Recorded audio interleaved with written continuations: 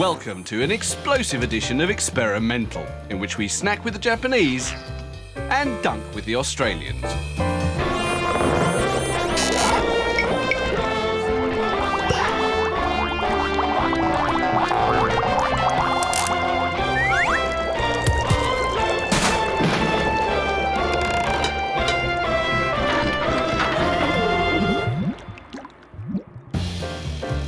In a moment, we'll be reading by microwave and using mint to avoid a nasty accident. But first, feeling peckish? Night snacking, one of life's great guilty pleasures.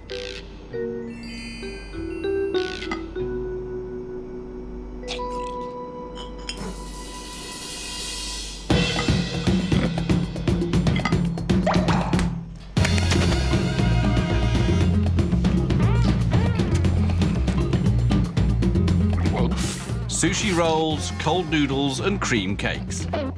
There's nothing better for holding off those troublesome nighttime hunger pangs. But like most guilty pleasures, there's a payoff.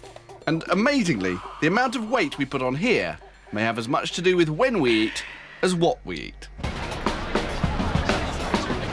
Studies have shown that when workers move to night shifts, they put on weight, even though they don't change the sort of food they eat.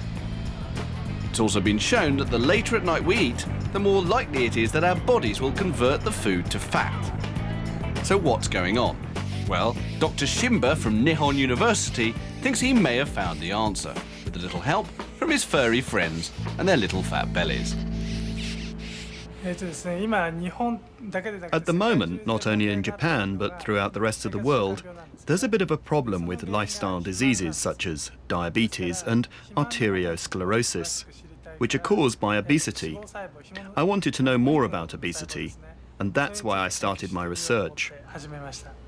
Dr. Shimba was interested in a protein called BMAL1 that's thought to control our body's biological clock. It's found in high concentrations in our tissues when we're asleep, but starts to disappear as soon as we wake up. BMAL1 had already been shown to be involved with things like body temperature and hormone levels.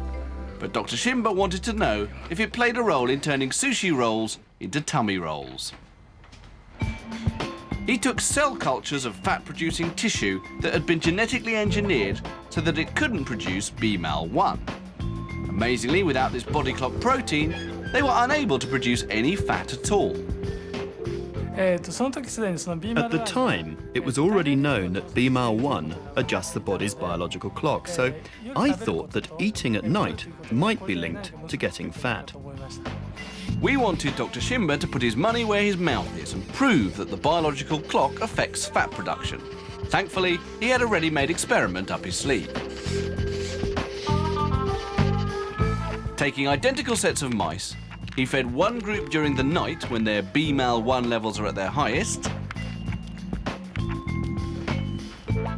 and the other group during the middle of the day, when their BMAL1 levels are lowest. But after just 3 days on this regime, would we see any difference between the mice?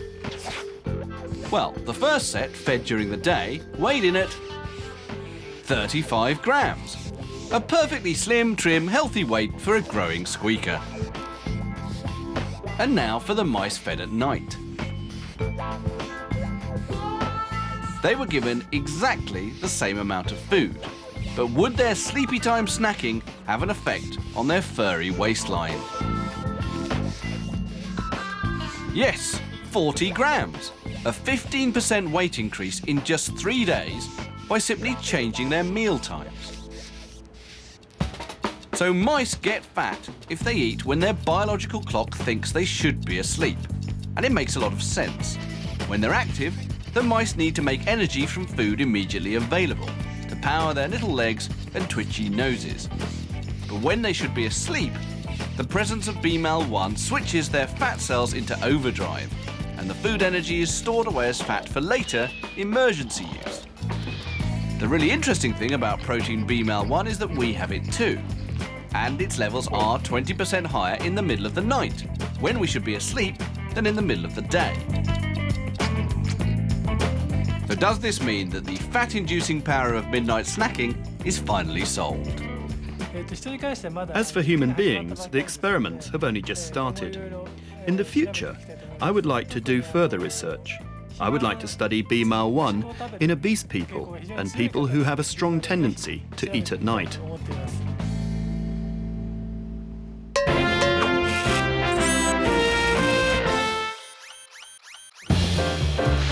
Before we head off to Wales to catch the common cold, how about blowing up the test department? Have you ever played with water balloons and marvelled at their suggestively squidgy nature? Well, don't. You should be doing something healthy, like making them into bombs. Thank you, Horace. That's better. Test tubes, water, battery are electrolysis. Real physics at last. What we're doing is using the wonders of electricity to split H2O into H and O. What the electricity does is split the water molecule apart. The oxygen atoms are being attracted to the positive wire, whilst the hydrogen atoms are attracted to the negative wire. Do this enough, and you can collect enough hydrogen to fill a balloon. Then you could do some grown-up, don't do this at home type science by assessing its volatility. Like this.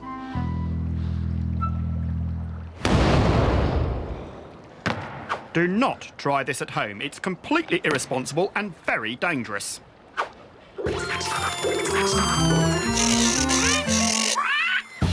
In a moment, there'll be a chance to get over all that excitement with tea and biscuits, experimental style. But first, let's cool ourselves down in Wales. Each year, billions of people across the world suffer from the common cold.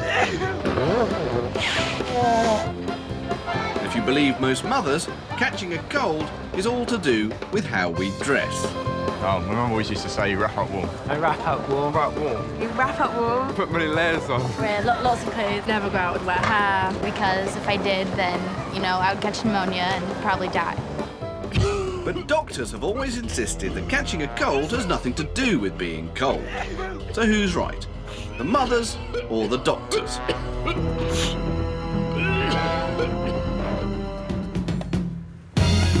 Well, a recent study at Cardiff University has revealed that mother may have been right after all. It was carried out at the Centre for the Common Cold, and the man in charge was Professor Ron Eccles. A couple of thousand years ago, everyone believed that cold weather was the cause of common cold. I think at the beginning of the 20th century, up until 1950 or so, we got the discovery of viruses. That was the solution for science. Everything to do with common cold was associated with viruses. Buoyed by the discovery of viruses, scientists in the 1950s and 60s carried out two seminal studies, which concluded that catching a cold was everything to do with viruses, and nothing to do with chilling flesh. The results have stood for over 50 years, and still appear in modern textbooks, but Ron wasn't sure they were right. There was only perhaps half a dozen or a dozen people in each group. These are far too small numbers for any proper statistical comparison. Ron designed a new experiment that was bigger, better and more natural.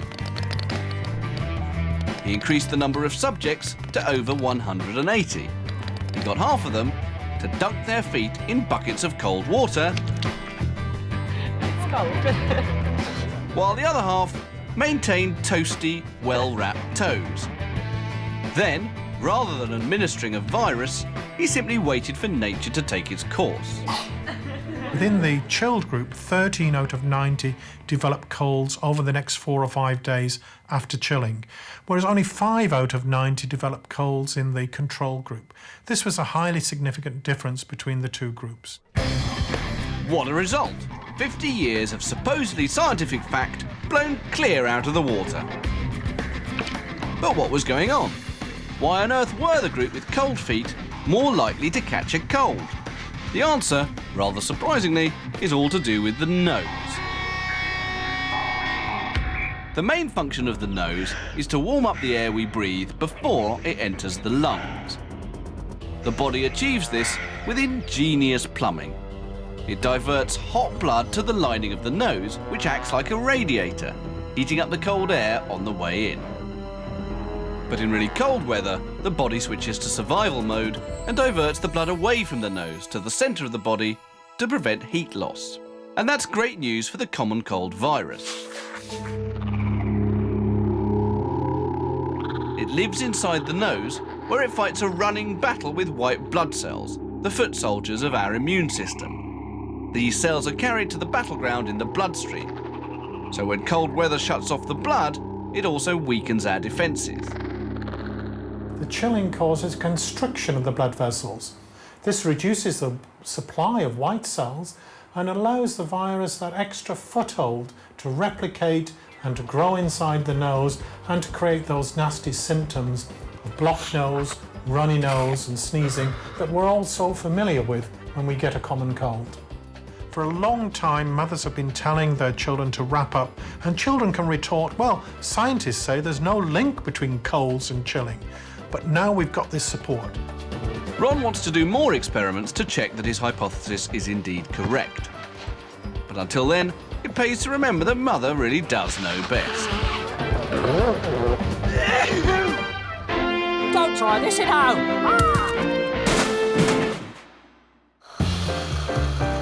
Before we head down under to grind up some biscuits, let's head to the test department for some thirst-quenching advice.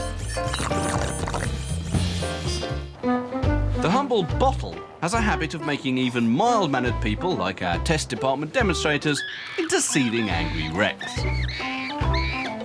But if you're in a rush for a refreshing beverage, don't let bottle rage get you down. Here's the test department's top tip for emptying a bottle in the fastest time. Welcome to the Test Department Wine Tasting Club. Our wine buffs are interested in a good nose and an intriguing palate. But most importantly, they're interested in how quickly they can get the stuff into their glass. As well as arguing over their favourite tipple, the three demonstrators also have different opinions on the quickest way to empty them. So let's find out whose method is the fastest.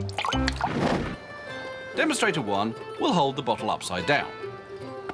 Demonstrator 2 will tilt it at an angle, and Demonstrator 3 will tilt and twirl at the same time. Here goes.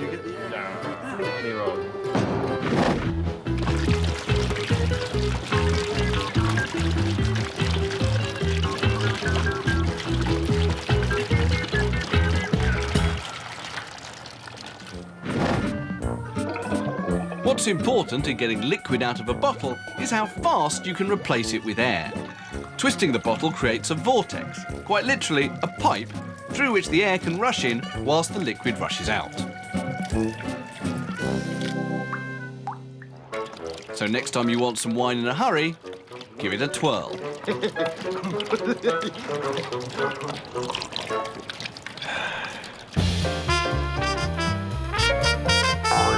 Hello.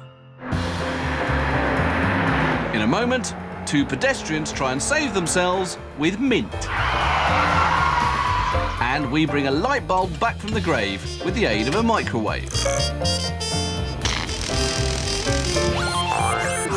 But first, some physics. Australians love to dunk, especially when they've got a cup of tea and a biscuit. The problem is, they don't always get it right. To help them, ExperiMental went in search of physicist Len Fisher, a scientist on a mission to rewrite the rulebook on biscuit dunking and perfect the perfect plunge. The whole point about dunking is that it releases the flavour of the biscuit, up to 10 times what you get from a dry biscuit.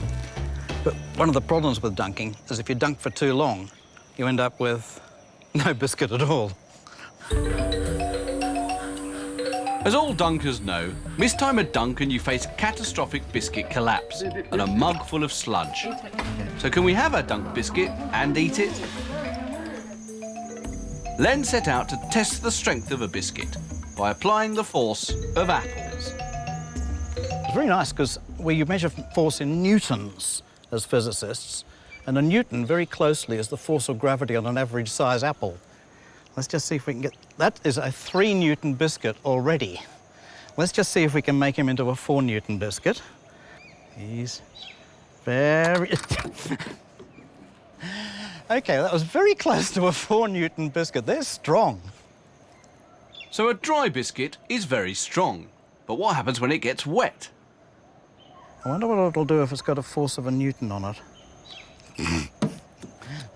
I think we've proved our point, haven't we? You'd have thought that Len's apple experiments would have been enough to keep him happy, but no. He wanted to find out just how fast a biscuit gets soggy, an experiment requiring some pretty butch tools. So let's see if we can do it really quickly. 1, 2, and let's see what we got there. And you can see that even in that speed, about 2 seconds, you've got the wet down the outside and the centre has stayed nice and dry. We'll try that. 1, 2, 3, 4. Speed it up again. See how that went. And you see that soaked right through, fallen to bits. 4 seconds and it's gone right to the middle. 2 seconds perfect, 4 seconds terrible. Hours of research and thousands of biscuits later, Len had worked out the ideal standard dunking time for pretty much every biscuit on the market. But he wasn't finished there. He wanted to find a way of extending the dunking time and help ensure a perfect dunk. Took a while, but after some clever analysis of the way tea travels through a biscuit, he discovered that if the tea only entered the biscuit from one side, it would take up to 4 times as long to travel all the way through, which led Len to a whole new way of dunking biscuits. Instead of putting it straight in like that, lay it across the top. Because you're only wetting one side, it takes 4 times as long to get through, plenty of time, you can watch. As long as the top stays dry, the biscuit won't fall in. And furthermore, if you've got a chocolate-coated biscuit, the chocolate doesn't melt. Simple. Ah, but will it work in the real world? ExperiMental had to know whether the Len Fisher one-sided technique would work with your average dunker in the street. To find out, we booked 2 tables in a local tea house. On the left, we monitored a variety of dunkers using the traditional both-side technique. OK, guys, now this is the scientific way to dunk a biscuit. Whilst dunkers on the right-hand table got one-sided instructions from the great man himself. There. And within a few dunks, it looks like the traditional immersion eaters are indeed dropping like Len has predicted. Whilst on the right, those instructed on the one-sided dunk technique seem to be suffering no drop-off at all.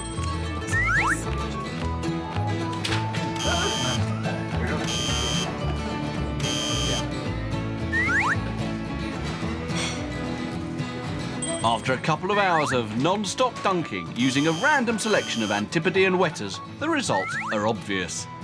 The Len Fisher one-sided dunk system really does work, just like the great physicist said it would.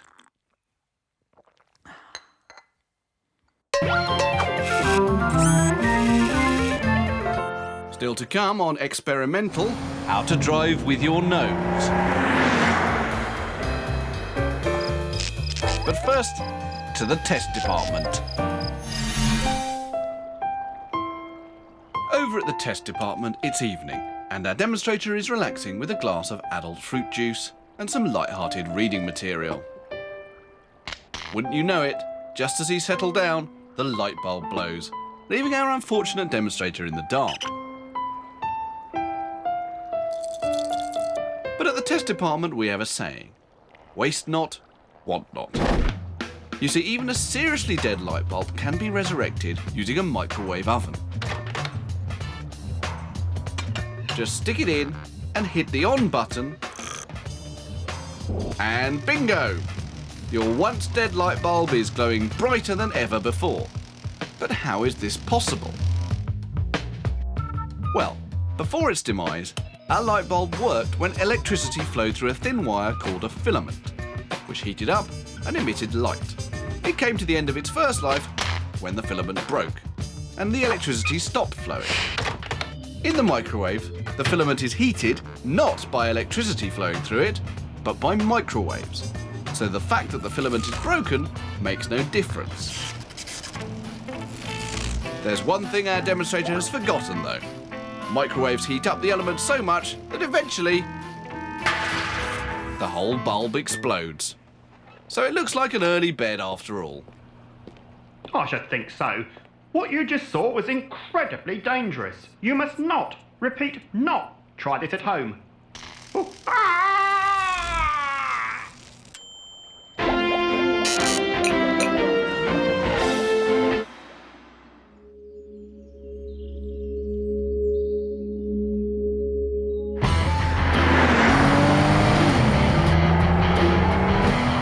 Driving, one of life's great pleasures. Open road, howl of the engine, the wind in your hair. But driving safely requires skill, concentration, alertness, and mint. Peppermint, to be precise. Experimental psychologists Charles Spence and Christy Ho have been researching new and unusual ways of improving car safety. Believe it or not, peppermint could be the key. You see, most safety devices rely on two of our senses to work: sight and sound. But we've got 5 senses, each with their own dedicated bit of the brain. So perhaps when sight and hearing are tied up trying to make sense of the dials or working out where the bass on the stereo should be, the others could be used to keep us on the road. To test some of their ideas, Charles and Christy called an old friend, Dr. Nick Reed, at the Transport Research Laboratories in Berkshire near London. TRL's state-of-the-art 3D simulator was perfect for testing out their stimulating ideas. It throws up common danger scenarios, like the car up front suddenly braking. The first sense to be added to the standard 2 was touch, courtesy of these little vibrating pads. Before you ask, they go on the seatbelt. What we had were 2 sort of vibrators, one on the driver's front and one on their back. And at various points in the experiment, the car in front would suddenly brake, and you'd have to brake as rapidly as you could. And there we'd compare how quickly the drivers could actually put their foot on the brake pedal when there was no vibration, which would be kind of the typical road driving situation, versus with these vibrotactile warnings, where if the car in front suddenly braked, you'd feel a vibration on your stomach, and if the car behind you on the road was getting too close, you might feel a vibration on your back. The tactile warning signals given by the pads improve drivers' reaction times by as much as 0.4 of a second, enough to reduce collisions by up to 50%.